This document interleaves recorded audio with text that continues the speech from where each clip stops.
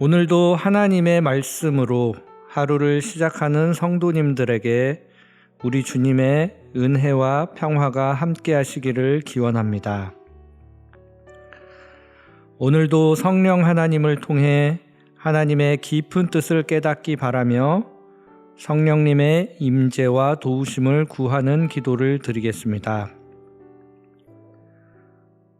성령 하나님, 메마른 우리의 마음에 성령의 단비를 내리시어 오늘을 살아갈 수 있는 흡족한 은혜가 우리 마음에 차고 넘치게 하여 주시옵소서. 오늘 하루 우리가 그 은혜로 살기 원하오니 우리와 함께 하여 주시옵소서.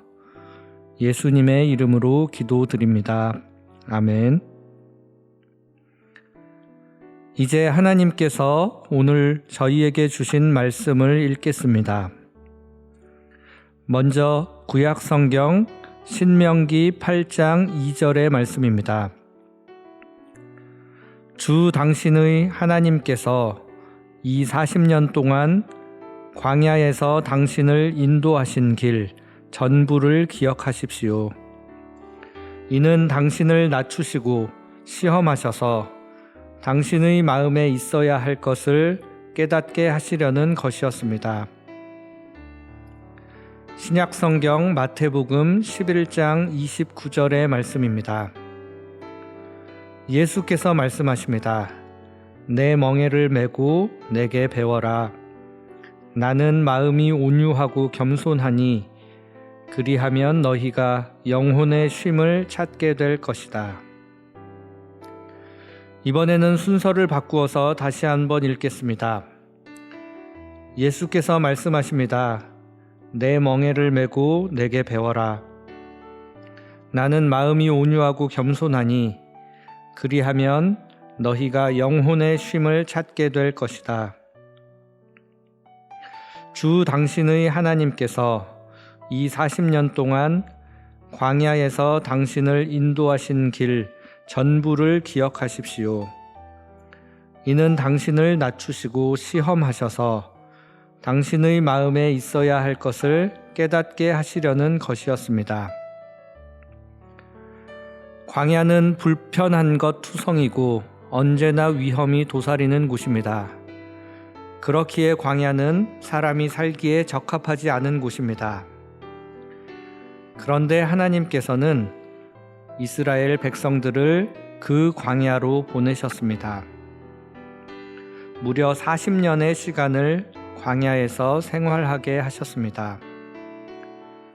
모세는 광야에서의 생활을 마무리하려는 시점에 이스라엘 백성들에게 이렇게 이야기합니다. 주 당신의 하나님께서 이 40년 동안 광야에서 당신을 인도하신 길 전부를 기억하십시오. 이는 당신을 낮추시고 시험하셔서 당신의 마음에 있어야 할 것을 깨닫게 하시려는 것이었습니다. 모세는 먼저 지난 40년 동안 하나님께서 우리들을 어떻게 인도하셨는지 기억해 보라고 이야기합니다. 신명기 1장 31절 말씀에 하나님께서 이스라엘 백성들을 어떻게 인도하셨는지 기록되어 있습니다. 사람이 자기의 아들을 안는 것 같이 너희의 하나님 여호와께서 너희가 걸어온 길에서 너희를 안으사 이곳까지 이르게 하셨느니라. 물론 광야가 아닌 곳에서도 하나님은 똑같이 사람이 자기의 아들을 안는 것 같이 우리를 안아 인도하시는 분이십니다. 그런데 광야에 있으면 하나님의 도우심이 더 도드라지게 느껴집니다. 우리 삶을 지탱해 주던 근간들이 사라진 곳에서 아무것도 의지할 것 없는 그곳에서 비로소 깨닫게 됩니다. 무엇이 우리를 살아가게 하는 힘인지 말입니다. 이스라엘 백성들은 젖과 꿀이 흐르는 가나안 땅을 목전에 두고 있습니다. 이제는 하나님의 이름을 간절히 부르지 않아도 씨를 뿌리면 비옥한 땅의 양분을 통해 자연스레 열매가 맺히게 되는 땅으로 들어가게 될 것입니다. 그곳에 살면서 그것이 그냥 당연한 것이고 자연스러운 것이 아니라 그 또한 하나님께서 우리에게 베풀어 주신 은혜임을 깨닫고 살아가라고 지난 광야 생활을 상기시켜 준 것입니다. 사람이 떡으로만 사는 것이 아니라 여호와의 입에서 나오는 모든 말씀으로 살아야 한다는 것을 지난 광야 생활을 통해 배우라는 것입니다. 우리는 떡을 위해 살아가는 것이 아니라 하나님의 말씀을 위해 살아가야 합니다. 살기 위해 떡이 필요하지만 떡이 우리 인생의 최종 목표가 되어서는 안 됩니다. 떡으로 상징되는 우리의 욕망이 우리 인생의 목표가 되면 그것이 우리 삶을 짓누르는 멍에가 됩니다.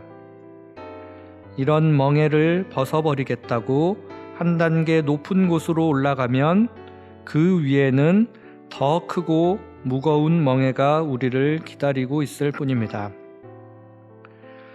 예수님께서는 이런 인생의 멍에를 지고 살아가는 이들을 향해 초청의 메시지를 전달하십니다.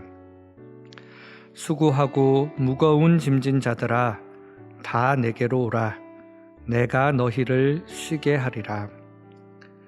자신의 인생을 자기가 혼자 책임지겠다고 온갖 무거운 멍에를 지며 수고하고 짐 지고 가는 모든 이들을 초청하십니다.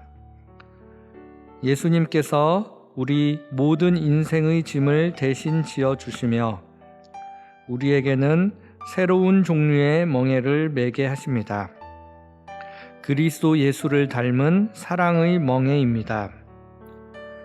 자신의 욕망과 자신의 주장을 관철시키기 위해 목소리를 드높이는 것이 아니라 온유하고 겸손하게 자기 인생의 짐은 주님께 맡기고 주님께서 우리에게 맡겨주신 사랑의 멍에를 메고 가는 것입니다. 그것이 바로 광야 생활을 통해 이스라엘 백성들에게 가르쳐 주시고자 했던 삶의 길이며 오늘 우리에게 가르쳐 주시는 삶의 길입니다. 우리가 우리 인생을 스스로 책임지기 위해 고통의 멍에를 맬 것이 아니라 하나님의 말씀에 순종하는 사랑의 멍에를 맬 때 비로소 사랑의 멍에를 메고 가는 인생의 발걸음이 쉽고 가볍다는 것을 깨닫게 될 것입니다. 우리 인생의 목적지는 광야가 아니라 안식이 있는 가나안입니다. 광야를 지나며 하나님의 인도하심을 깊이 경험하여 자신의 삶을 온전히 주님께 의탁할 수 있는 사람만이 가나안에서도 온전한 안식에 이를 수 있습니다. 이 사순절 기간 광야 같은 우리 인생길에 우리와 동행하시며 우리를 안아주시는 하나님을 깊이 깨달아 하나님께 우리의 삶을 온전히 내맡길 수 있는 성도님들 되시기를 바라겠습니다. 기도드리겠습니다. 주님, 광야와 같은 인생길을 통과하는 동안에는 왜 이런 시련을 우리에게 주시나 원망하였지만 광야를 통과한 후 돌아보니 그곳에서 우리가 참으로 의지하고 살아야 하는 것이 무엇인지 깨닫게 됨을 고백합니다. 그리고 우리가 알지 못하는 때에도 우리를 안고 광야를 통과하시며 우리 인생의 모든 짐을 맡아주시는 주님을 발견하게 하시니 감사드립니다. 이제 그 주님만을 온전히 의지하며 그 주님의 멍에를 메고 함께 그 길을 따르는 저희들 되게 하여 주시옵소서. 예수 그리스도의 이름으로 기도합니다. 아멘. 이제 각자 조용히 주님 안에서 머무르며 묵상을 이어가시기 바랍니다.